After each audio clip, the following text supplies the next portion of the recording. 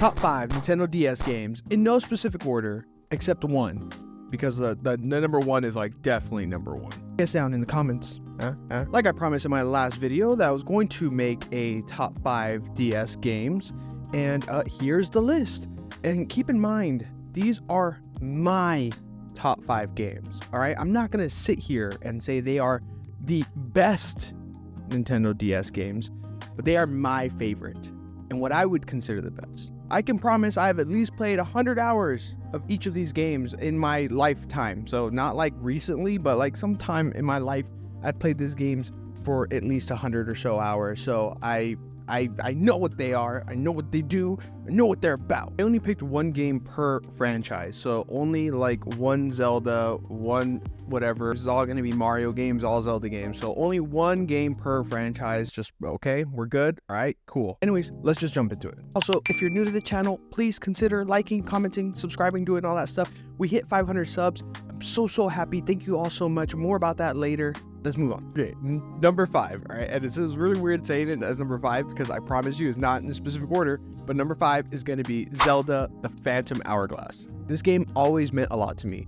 My very first console I ever owned that was just all mine was my GameCube. And like many at the time, when Link was revealed in Wind Waker for the GameCube, I was a little disappointed by the choice of art style. But after playing through Wind Waker 100 times as like a 10-year-old, I fell in love with that art style, that design, the animations that they've created in that game. So I was really excited to hear that Phantom Hourglass was a direct sequel to Wind Waker. This game takes place like, I don't know, a few years or undisclosed time after Wind Waker, and it begins with Tetra being essentially kidnapped or teleported away by a ghost ship. So Link teams up with a fairy named Celia to go rescue her. This game takes full advantage of the DS hardware. I always loved that Celia the fairy was your stylist and used it to kind of like point around the screen and stuff. The whole game is basically played with the touchscreen, and in the best way possible, those gimmicks made some of the mechanics really fun. Swinging your sword with the stylus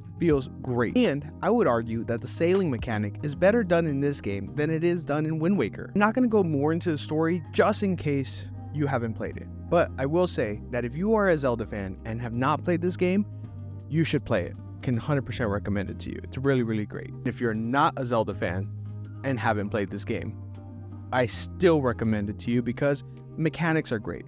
And if you like using your DS, this is a perfect game for that. I forgot to mention, Phantom Hourglass is great, but there is another Zelda game called Spirit Tracks on the DS. I like it. It's really good. It's not as good as Phantom Hourglass. So play Phantom Hourglass. If you had to pick one, pick Phantom Hourglass. And if you really like it, then play Spirit Tracks. It's still good, not as good. All right, moving on. All right, and for number 4, kind of similar with like the last game we talked about. There's 2 options, and it was really hard to choose between these 2. But I ended up going with the one that I played more and that I enjoyed more overall. And that game is Mario 64. And ultimately, it is because I put hundreds of hours into Mario 64 when I was growing up. When I think of Mario 64, I think of road trips. I think of like hotel rooms. It is a great game, and maybe that's due to, at the time, really amazing 3D graphics for a portable console. Or more than likely, it was those damn mini games. They were so addicting. But in case you didn't know, Mario 64 is a remake of a Nintendo 64 game, but brought to the little screens. And it also brought 3 new playable characters. And back then, we didn't need to pay for those. They just came in the game. They weren't a DLC or anything like that. Like they were just in the game. Unlike Zelda The Phantom Hourglass, this game didn't really use its touchscreen that much aside from the mini games. The actual game really just showed the power of the DS. This was a launch title for the DS, so it was what a lot of people kind of pointed to when you would talk about Nintendo's new console. And like I said, where we really got to see the touchscreen shine was in the minigames. And I know for a fact, everybody watching this video played with Mario's face for a very long time and played that Caterpillar game and Luigi being your dealer for more amount of hours than you want to admit. Just personally would choose Mario 64 over Super Mario Bros. Because 1, I put more hours into it, and 2, those mini games are so addicting. They're so good. Now for number 3. In this game, I'm being 100% serious. Nintendogs is amazing. One of the greatest ideas in gaming history. Nintendo blew our minds and blessed us with Nintendogs. Guarantee you, this game pushed units. Nintendogs was the Wii Sports of the DS. And I know for a fact that this game, this franchise, whatever, it sold units. It sold units for Nintendo because they made like 20 different Nintendogs and 10 Cats, Dominoes, whatever, dude. They made so many of these games and they all have like 80% or more on Metacritic. People love these games. Talked about Nintendogs for like a minute or two and like we haven't even started talking about gameplay. But in short, in this game, you are what I assume is like a dog owner, dog breeder, a dog contester. If you know what you are in Nintendogs, please leave a comment down below because I really am not sure. But you collect dogs. That's what you do. You collect dogs in Nintendogs. So in most games, you can have a total of like 3 to 6 dogs like in your house, and any other dogs that you have go to the dog hotel, whatever that is. You can name your dogs. You can play fetch with them. You can pet them, and you can make them compete against other dogs, you know, like what you normally do with your dogs. Okay, let's be honest, everybody watching this video, they know what Nintendogs is. They don't need me to explain it to them. I love Nintendogs. You love Nintendogs. Metacritic loves Nintendogs.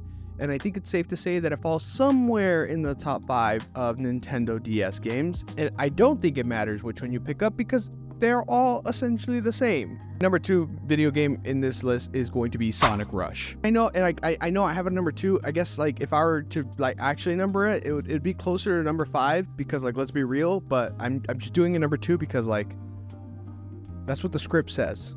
Blame that. Blaze didn't really go anywhere because she's not really like in any other Sonic material after this game.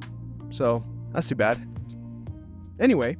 At the time when I played this game, I was already super obsessed with Sonic Adventure 1 and 2 on my GameCube, and when I saw the graphics on this game, but for the DS, I was blown away. We got a really amazing 2D/3D Sonic game on a portable console that looked great, and the levels looked just like stride and true and very Sonic-y and nothing crazy. At the time, I remember that like Night Sonic game being announced and then Shadow the Hedgehog coming out, and it was a really weird time for Sonic, but for some reason like the best and most normal Sonic game came out on the DS at the time, and it was Sonic Rush. And at the time I wanted something more like Sonic Adventure 1 and Sonic Adventure 2, just like a straight up Sonic game. No Wii motion movements, no swords, no guns. I just wanted to go fast, and that's what this game does. That's why it's called Rush. Look at it. There's a rush button in the bottom. It makes you go faster. What else? It's great. This is what Sonic's about. I really do appreciate Sonic being one of those franchises that takes a lot of risks. And I'm glad they don't really like stick to one formula, because spoiler alert for my inevitable top 5 GBA games, this will be in one of them. I'm sorry. It will be. Is it a really fun game? Yes. Is it actually one of the best DS games? Debatable. But is it one of my favorite?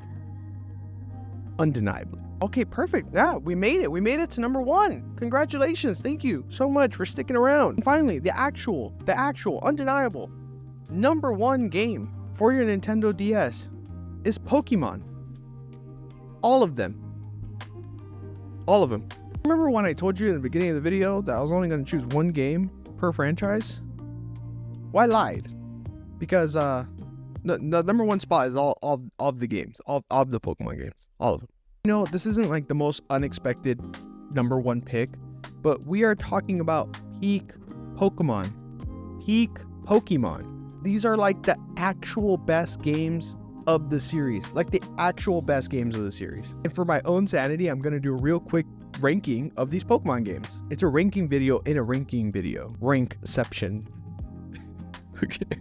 Okay, I'm sorry. To be clear, we are only talking about the mainline Pokemon games. We're not talking about the side games like pinball. Okay, just the mainline Pokemon games. And the ranking goes exact like this. So from last place to first place is Diamond, Pearl, Pokemon White, Pokemon Black, Pokemon White 2, Platinum, Pokemon Soul Silver, Pokemon Black 2, Pokemon Heart Gold. There will be no questions. So we're again in a situation where like a minute or two talking about a game where we haven't talked about gameplay, so we should probably do that. And if you've never played a Pokemon game before, it's totally okay because it's very similar to a game called Power World that recently came out. So if you've played Power World, you know what Pokemon plays like.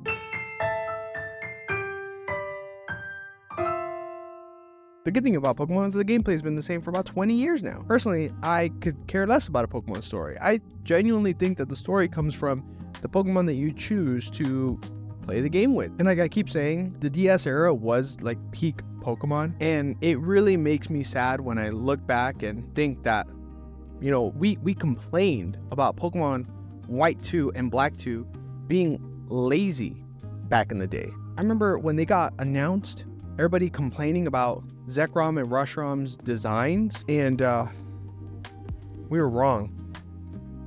We were really, really wrong. We didn't know how much worse it could get.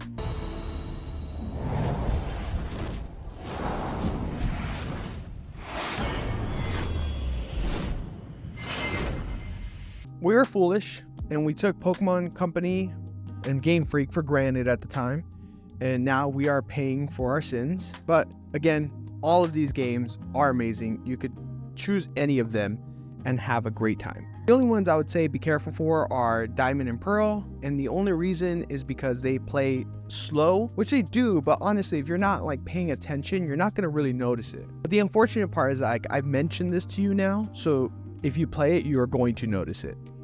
I'm sorry. But my actual favorite DS game really is Pokemon Heart Gold, like top 5 favorite games of all time. It is the best one because it has the best graphics in gaming, period. It has walking Pokemon, all legendaries, 2 regions, Super Boss Red, and it's better than Soul Silver because you don't need Whirlpool to get to Ho-Oh. I really did have a great time making this video, and if there's a DS game that I didn't mention that you really enjoy, to be honest, it's most likely I haven't played it, okay? I only wanted to talk about games that I've played that I feel comfortable with actually saying were some of the best games on the console. By the way, did you guys know that they made like 7 Call of Duties for the DS? How am I barely learning about this? Like, were these games selling? Like, what the fuck? Anyways, I hope you enjoyed this video. Thank you so much for staying to the end. We just hit 500 subs. I know it's crazy, it feels good, but somehow we got to hit 1,000. So please, if you have not yet, consider subbing, consider commenting, liking, and all that. It really helps Daddy YouTube share the video to other people. And that's really great because it makes me feel really great. It makes me want to keep making videos. So it's just kind of like a good like loop going on. Anyways, thank you so much again for watching. Have a great day. Peace.